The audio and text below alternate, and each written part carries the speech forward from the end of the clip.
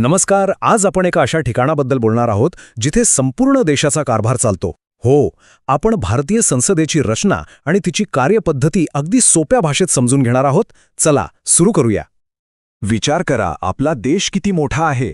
1.4 अब्जाहून अधिक लोक. एवढ्या सगळ्या लोकांसाठी नियम बनतात तरी कुठे? देशाची दिशा नक्की ठरते कुठे? याचं उत्तर अगदीच सोपं आहे. ते ठिकाण म्हणजे आपली भारतीय संसद.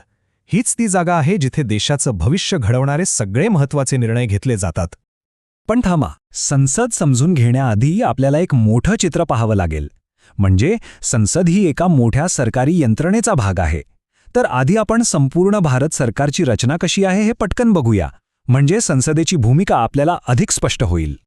आपला भारत देश एक संघराज्य आहे. आता याचा अर्थ काय? सोपं आहे. इथे सगळी सत्ता फक्त दिल्लीत म्हणजे केंद्र सरकारच्या हातात नाहीये, तर ती केंद्र आणि राज्य सरकारांमध्ये विभागलेली आहे.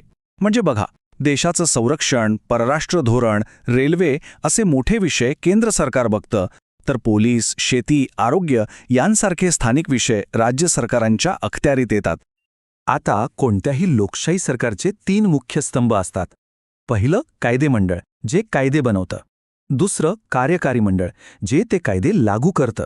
आणि तिसरं न्यायमंडळ, जे त्या कायद्यांचा योग्य अर्थ लावतं. उदाहरणार्थ, समजा सायबर सुरक्षेबद्दल नवीन कायदा करायचा आहे, तर कायदेमंडळ म्हणजेच आपली संसद तो कायदा बनवेल. कार्यकारी मंडळ म्हणजे पोलीस आणि सरकारी यंत्रणा तो कायदा लागू करेल. आणि जर कायद्यावरून काही वाद झाला तर न्यायमंडळ म्हणजे आपली कोर्टं त्याचा योग्य अर्थ सांगतील. आज आपण यापैकी पहिल्या आणि सगळ्यात महत्त्वाच्या स्तंभावर म्हणजे कायदेमंडळावर लक्ष केंद्रित करणार आहोत. तर भारताच्या या केंद्रीय कायदेमंडळालाच आपण संसद असं म्हणतो. हीच ती सर्वोच्च संस्था आहे जिथे संपूर्ण देशासाठी कायदे तयार केले जातात आणि सरकार लोकांप्रती उत्तरदायी राहतं. आता आपली ही संसद द्विगृही आहे.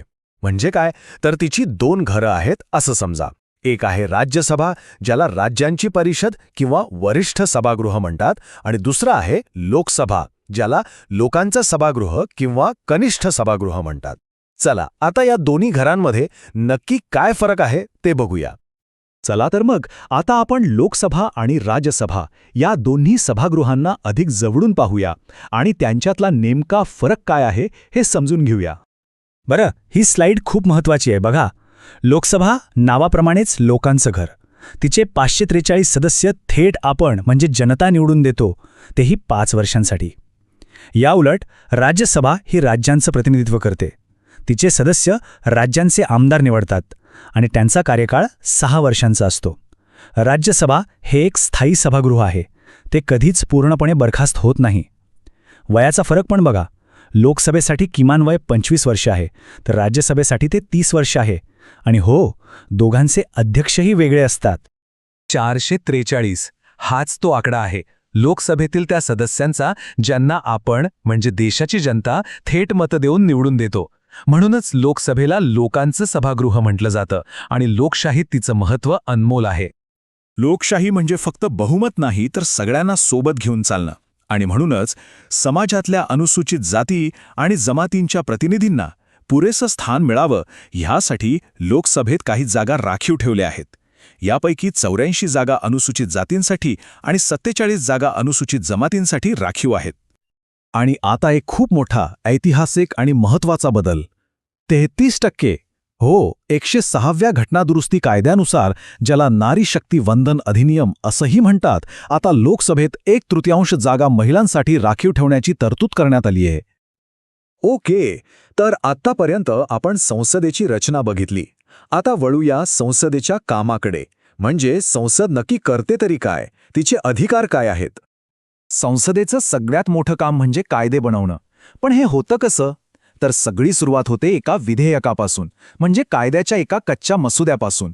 तो एका घरात मांडला जातो, त्यावर सविस्तर चर्चा होते, मतदान होतं. तिथून मंजूर झाल्यावर ते दुसऱ्या घरात जातं.